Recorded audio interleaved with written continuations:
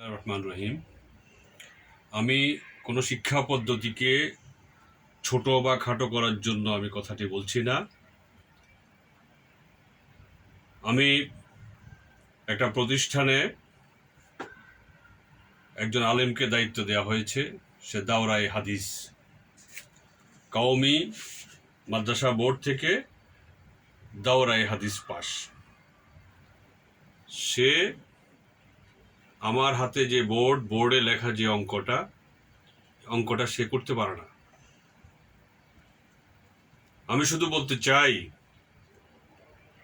যে বাংলাদেশের শিক্ষা ব্যবস্থা এবং শিক্ষার মান কোথায় গিয়ে ঠেকেছে।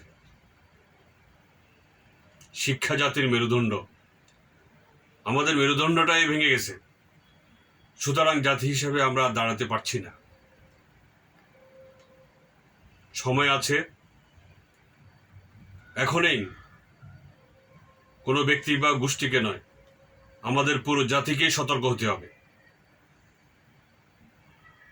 অত্যন্ত দুঃখজনক, দাওরায়ে হাদিস পাস একটা ছাত্র এই অঙ্কটা করতে পারলো না, এটার সমাধান দিতে পারলো না।